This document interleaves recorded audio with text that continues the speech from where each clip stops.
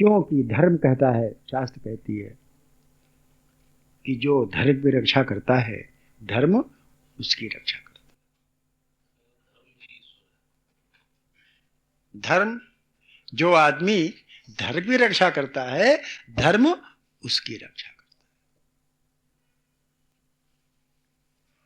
है। और इसलिए धर्म करना हमारा आपका सबका कर्तव्य है, क्योंकि धर्म से लोक और परलोक दोनों सुधरते हैं। धर्म से लोक और परलोक दोनों सुधरते हैं। केवल लोक ही नहीं सुधरता, हाँ कि चलो बीच से भैया नमस्कार, कि लोक ही सुधर रहा है, परलोक भी सुधरता है, क्योंकि हमें परलोक जाना है। परलोक से दो तात्पर्य हमने बताया आपको। एक तो अदृश्य जो लोक है, जहां स्वर्ग और नरक भोगे जाते हैं, वो लोक है। और दूसरा परलोक वो भी हो गया, जब हम शरीर छोड़ के दूसरे शरीर में जाते हैं, वो भी परलोक ही हुआ। अपना लोक तो है नहीं, परलोक हो गया। ठीक है ना। तो इन बातों में तो परलोक, तो धर्म जो है वो लोक भी सुधारता है और परलोक भी सुधारता है। तो धर्म को समझना चाहिए, और जितने हमने धर्म गिनाए हैं इनको सबको समझना चाहिए। और जो धार्मिक हो जाता है ना, धार्मिक माने पूजा पाठी नहीं, धार्मिक माने वो नाम वाम जपने वाला नहीं, धार्मिक माने बड़ी बड़ी चुटिया लगा के तिलक लगाना धार्मिक नहीं होते हैं। आप पूजा इत्यादि कुछ न करिए। पूजा मतलब जो पूजा की आजकल व्याख्या की जाती है वो कुछ न करिए, तिलक चंदन कुछ न लगाइए, मंदिर न जाइए, कोई आवश्यक नहीं। ये न समझिए कि वो धर्म पालन नहीं हो रहा है। सच्चा धर्म तो वो है, सच्चा धर्म तो वो है। धार्मिक तब होंगे जब आपके प्रति जो कर्तव्य हैं, जिस वर्ण, जिस आश्रम, जिन परिस्थितियों में आप रह रहे हैं, उनको पूरी तरह से ठीक प्रकार से निभा रहे हैं कि नहीं निभा रहे हैं, वही धर्म है। जिस वर्ण, जिस आश्रम, जिन परिस्थितियों में आप रह रहे हैं, उनको आप बखूबी निभा रहे हैं कि नहीं निभा रहे हैं, अर्थात अपना कर्तव्य पालन कर रहे हैं कि नहीं कर रहे हैं, इससे बड़ा धर्म कोई दूसरा नहीं।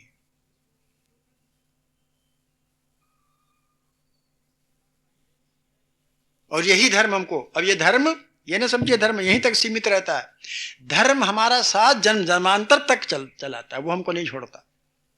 इस जन्म, वर्तमान जन्म, मनुष्य जन्म मिल गया है बड़े भाग्य से, इस जन्म में तो धर्म हमारा धर्म साथ है ही है। और जब ये जीवन समाप्त हो जाएगा, कहीं भी जीवन कोई भी मिलेगा, चाहे जीवन न भी मिले, अशरीर रूप में हम रहें, तब भी धर्म हमारे साथ रहेगा, छोड़ेंगे नहीं हमको। हम भले उसे छोड़ते रहें, हम भले अधर्म करते रहें।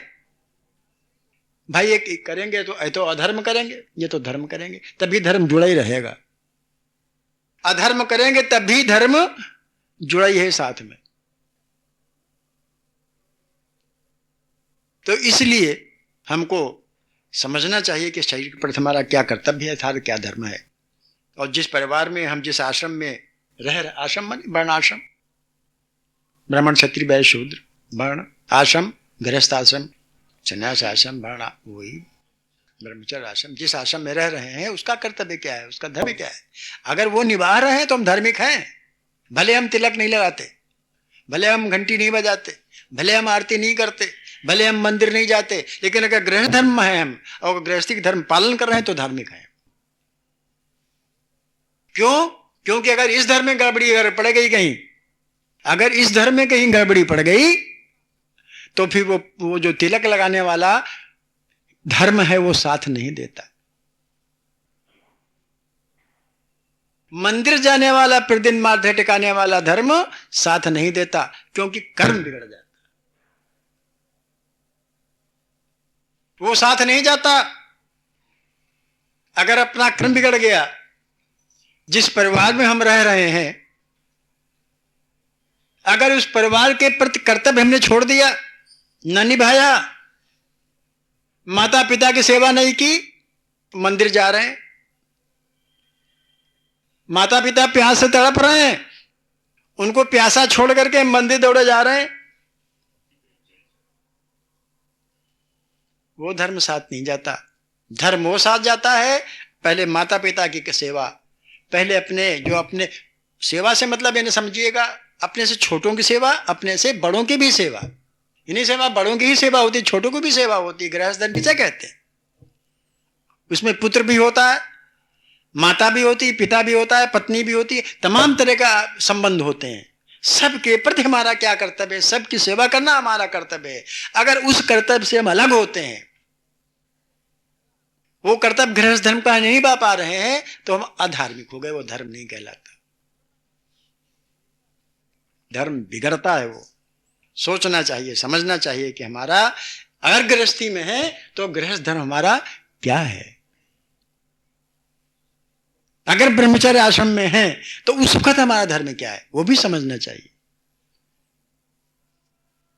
बड़ी विचित्र माया है, हम आप लोग उसको समझ नहीं पाते, क्योंकि देख नहीं पाते, समझ नहीं पाते। बड़ी विचित्र माया है। जरा जरा सी बातों में बहुत कष्ट झेलने पड़ते हैं।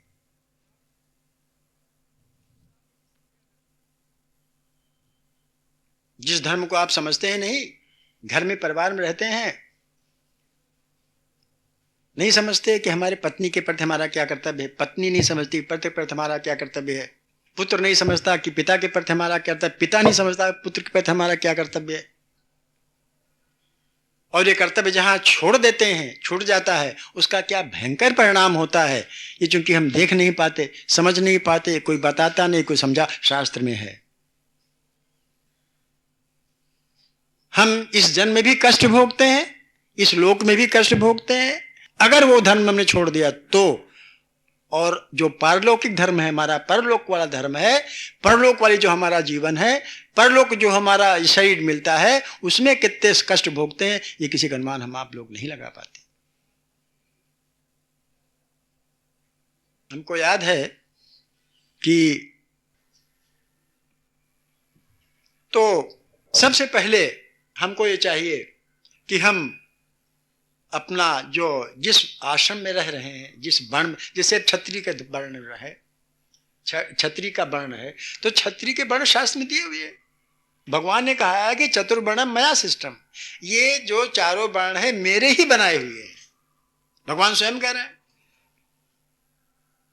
गुण और कर्म को देखते हुए चारों वर्ण हमने बना दिए हैं। तो भगवान के बनाए हुए वर्ण हमने तो बनाए नहीं, तो भगवान ने वर्ण बनाए और भगवान ने उनके कर्तव्य भी बना दिए। ये कर्तव्य तुम्हारे हैं, ये तुम्हारे कार्य हैं, उन कार्य को करो।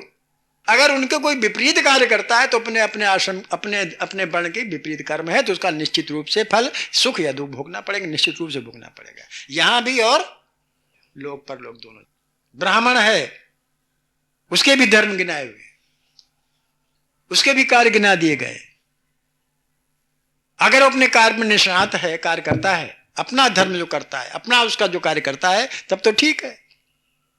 इसी प्रकार से आश्रम, गृहस्थ आश्रम है, ब्रह्मचर्य आश्रम है, वानप्रस्थ आश्रम है, संन्यास आश्रम है, इनके सबके अलग अलग करता है भगवान ने गिनाए, स्वयं भगवान ने गिनाए।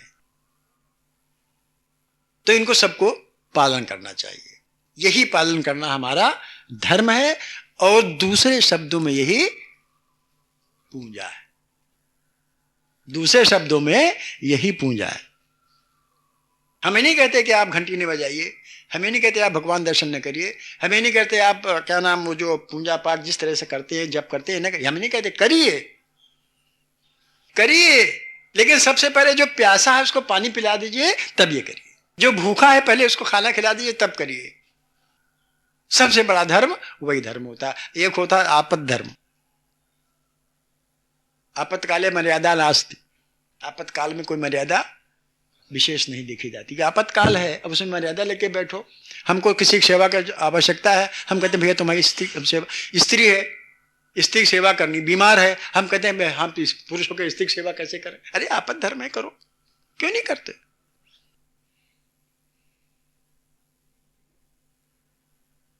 हम एक उदाहरण देते हैं, अरे हम पुरुष हैं, स्त्री हमारी पत्नी है, हम सोचते हैं उसके पैर क्यों दबाए? क्यों भाई, क्यों ना दबाए?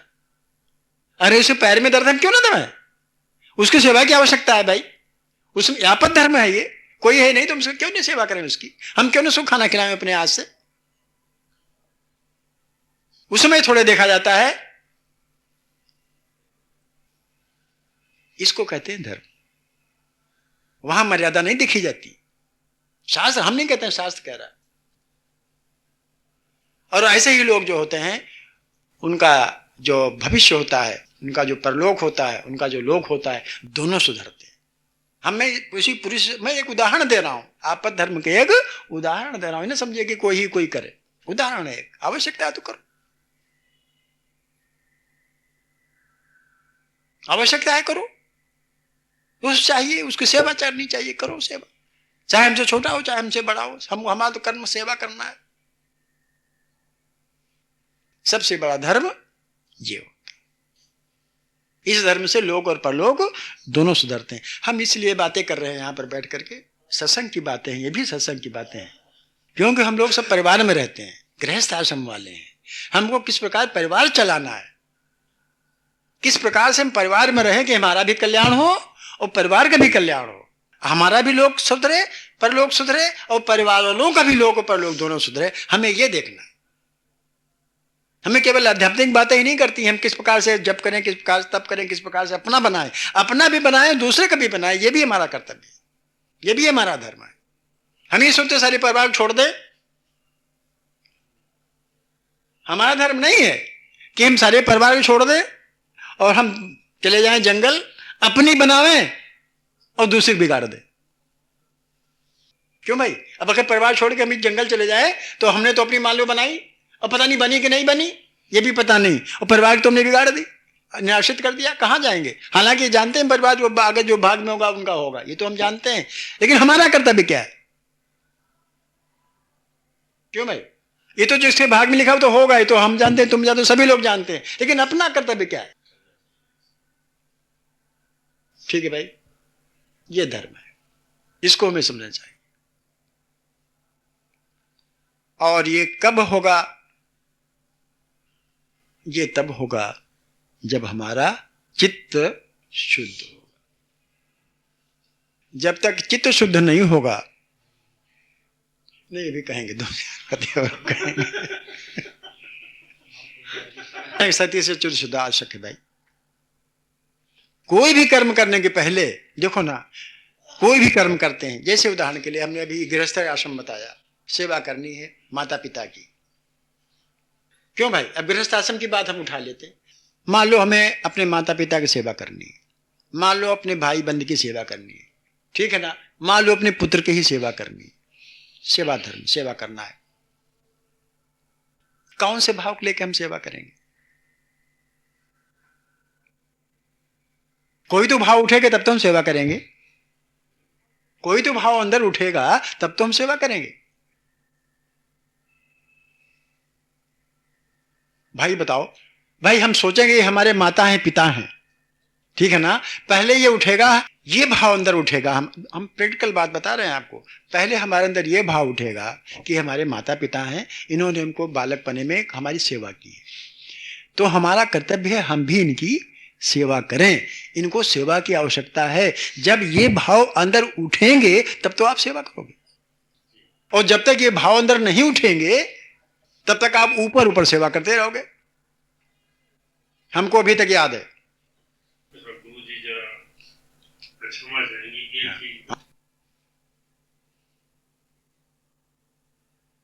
अरे भाई कोई कहता है शुद्ध होके छुओ, शुद्ध होके छुओ, अभी कितनी देर में लगती है नहाने धोने में? 2 मिनट लगता है।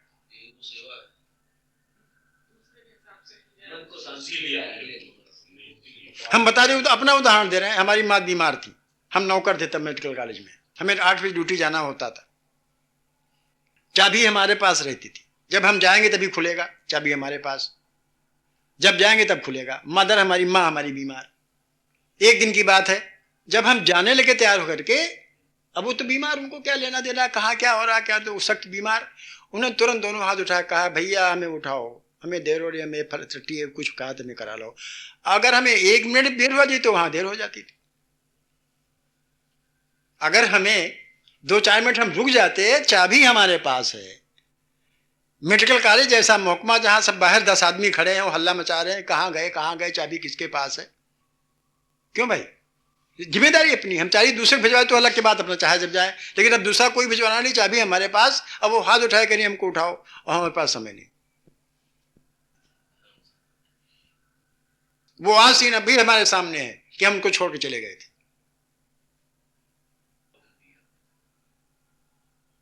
हम उनको छोड़ के पत्नी से कह के गए थे, इनको जरा उठा के जो कुछ कहती हैं करा दो।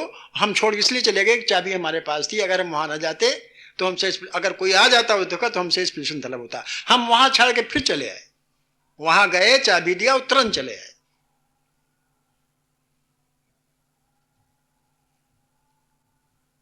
हमको क्या करना चाहिए था?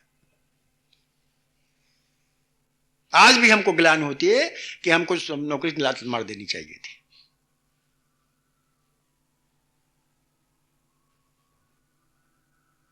क्यों भाई? हाँ हाँ, क्योंकि मां चली गई भी दोबारा मां नहीं मिलती। लड़का हमने इसकी सेवा की है, ये हमको छोड़ चला जा रहा।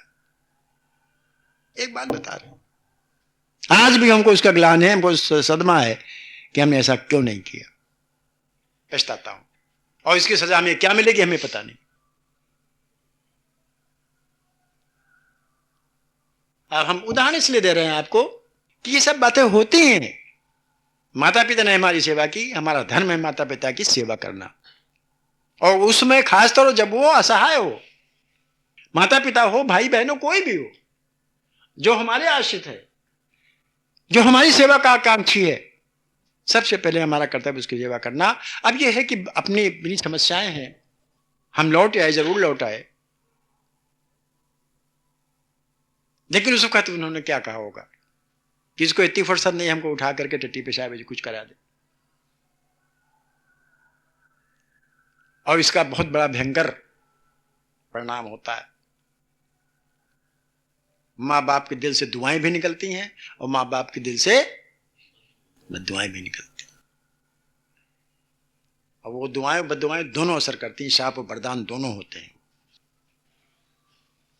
अब भी वो हाथ में देख, अभी याद आता है कि वो हाथ दोनों पसारे थी, कहती है हमको कुछ काम होगा, हमको याद भूल गए, टट्टी पेशाब कुछ करना रहा होगा उनको कुछ।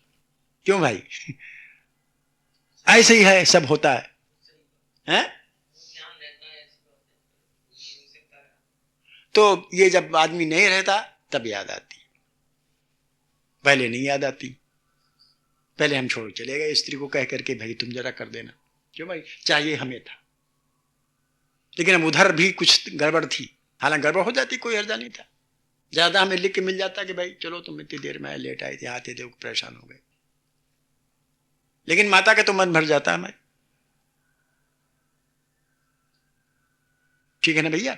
तो ये मामूली मामूली चीजें होती हैं सेवा करने की, कर्तव्य निभाने की, धर्म निभाने की।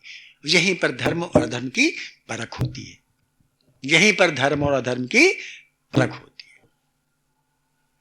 तो सबसे पहले होते हैं भाव क्या उठे हृदय में, चित्त में भाव क्या उठे। आदमी वही काम करता है, आदमी कोई भी हो, आदमी मतलब मां बाप सब वही काम करता है जो उसके हृदय में भाव उठते हैं, वही तो काम करेगा भाई। जो अंदर हृदय में अगर सेवा भाव उठा तब तो आप सेवा करोगे, अगर सेवा भाव ना उठा तो आप सेवा नहीं करोगे। अगर पूजा करने हम आप जाते हैं, ठीक है ना, तो पूजा करने के भाव उठते हैं ना पहले, तब तो हम पूजा करने जाते हैं। अगर भाव न उठे, हटाओ पूजा कौन करे, कल कर लेंगे, ऐसा हो। तो सबसे पहले भाव शुद्धि आवश्यक होती है। अगर भाव शुद्ध है तब तो पूजा भी शुद्ध होगी, तब तो कर्म भी शुद्ध होंगे। अगर भाव शुद्ध है तब तो पूजा भी शुद्ध होगी और कर्म भी शुद्ध होंगे। अगर भाव अशुद्ध है तो आप कुछ भी करते रहो, वहां शुद्धता आएगी। और भाव शुद्धि कब होगी? जबकि जहां से भाव उठते हैं वो शुद्ध होगा। भाव शुद्धि तभी होगी जबकि जहां भाव उठते हैं वो शुद्ध होगा। और शुद्धि इसलिए भी आवश्यक है। शुद्धि क्यों आवश्यक है? आप पूछो क्यों शुद्धि आवश्यक है? शुद्धि इसलिए आवश्यक है क्योंकि हमें धर्म का निर्वाह करना है, हमें कर्तव्य का निर्वाह करना है, हमें जिस आश्रम जिस वर्ण में उसका निर्वाह करना है, हमें शास्त्र का कानून मानना है, हमें शास्त्र का नियम मानना है, हमें अपना लोक और परलोक दोनों बनाना है। इसलिए सबसे पहले हमको अपना भाव शुद्ध करना पड़ेगा। जो भी कर्म करने में जुटे, आप व्यापार करते हो, नौकरी करते हो,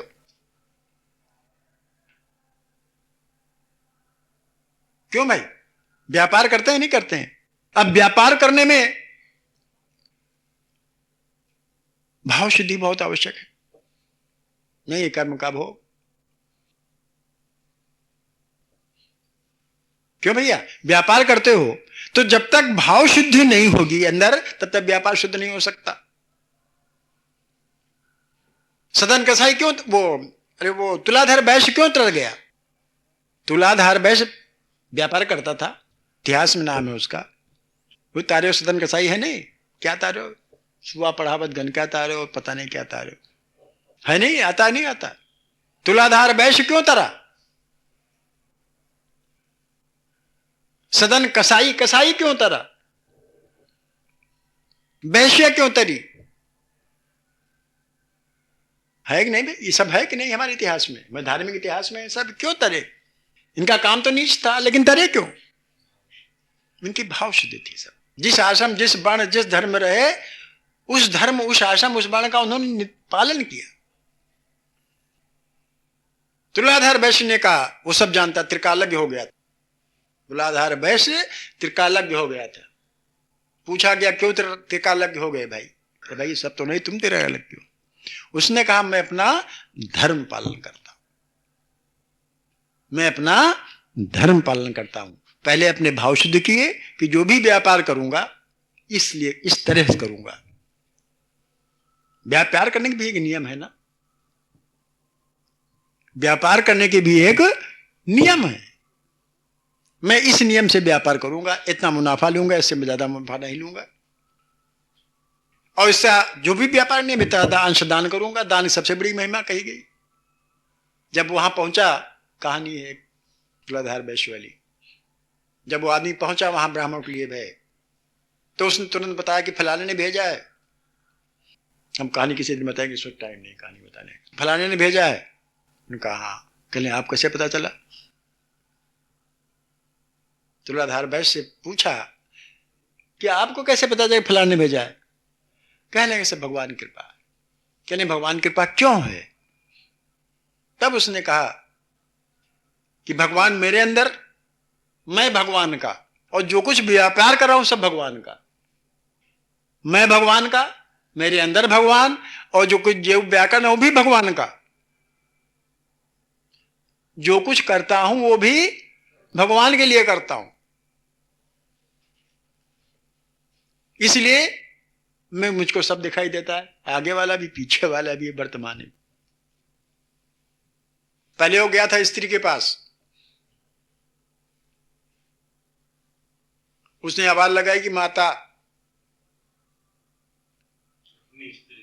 नहीं भेजा था किसी ने। बगली वो धोती सूख गई थी, देख लिया था तो चिड़िया नीचे टपक गई थी। क्यों टपक गई, इसके सिलसिले में वो कथा है बड़ी लंबी। तब का घमंड था। तो स्त्री ने कहा महाराज अभी आ रहे हैं, और वो अपने पति काम में जुट गई। बाहर ही खड़े थे, उसने कहा महाराज अभी रुको, हम आ रहे हैं। और तब तक उसका पति आ गया, तो पति के ने कुछ काम बता दे, वो अपने पति काम में जुट गई। बहुत देर में निकली, तब पूछा, वो सन्यासी रूप में थे, तो पूछा कि भाई इतनी देर से हम खड़े हैं और आपने कहा हम अभी आ रहे हैं, और एक आधा घंटा घंटा भर से हम खड़े हैं, आपको कुछ हो नहीं, हम अभी आपको श्राप दे सकते हैं। ये कहा उन्होंने। कह रहे महाराज जी हम वो बगुली नहीं कि आप देख लें हम डर जाएं, नीचे गिर जाएं, टपक जाएं। हैं?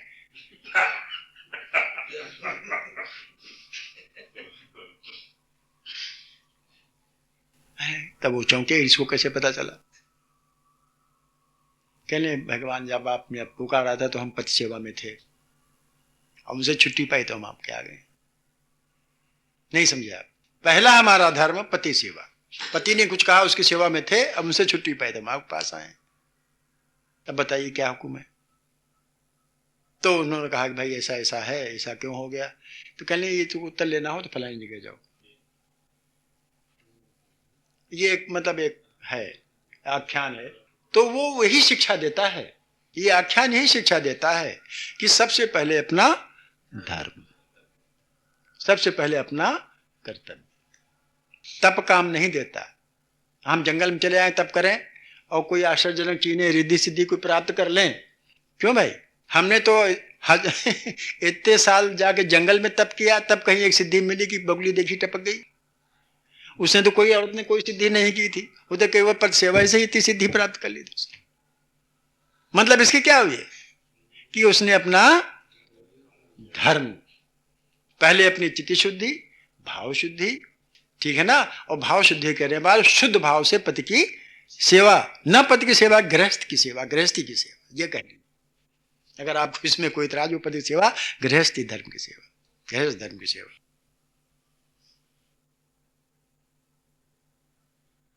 और ये सच्ची बात है, हम आप करते नहीं हैं, हम आप करते नहीं हैं। ये सब करने की बातें होती हैं। जरा अपना भाव शुद्ध करिए, देखिए, अपना भाव शुद्ध करिए और भाव शुद्ध करके किसी जो भी कर्म करना शुरू कर दीजिए, शुद्ध भाव से करके देखिए। और एक बात और बता दें, अभी अब एक बात बता के छुट्टी करते हैं। चित्त शुद्धि की बात हम करते हैं, अभी ये शुरू कर दिया है हैं? एक बात और बता देते हैं, अगर इतना करने के बावजूद अपना चित्त अगर आपने शुद्ध कर लिया और भाव शुद्ध करने के बावजूद अगर आप कोई कर्म करते हैं, अच्छा धार्मिक काम कोई भी कर्म करते हैं, अगर उसमें सफलता नहीं मिलती, अगर उसमें जो हम चाहते वो नहीं हो रहा है, ठीक, हमने अपना चित्त शुद्ध किया, भाव शुद्ध किया और कर्म करने में प्रौढ़ हो गए। कोई भी कर्म, व्यापार, सेवा, कोई भी कर्म जो आप करना चाह रहे हैं, अगर उस कर्म में सिद्धि नहीं मिल रही है, उसका फल नहीं मिल रहा है, तो भैया इन्हें समझना चाहिए। तब ये समझना चाहिए, ध्यान दीजिए, इस बात समझना चाहिए, बड़ी राहत मिलेगी कि मेरी चाही मत करो, मैं मूर्ख नादान, तेरी चाही में प्रभु है मेरा कल्याण। तो समझ लो प्रभु अपनी चाही कर रहा है, हमारी चाही नहीं करना चाहता। जब सफलता नहीं मिलती है, भाव शुद्ध है, चित्त शुद्ध है, कर्म शुद्ध कर रहे हैं, अगर उसमें भी कोई हमें मतलब उसका सही उत्तर नहीं मिल रहा है, सही लाभ नहीं मिल रहा है, तब ये समझना चाहिए कि अब प्रभु अपनी चाही कर रहा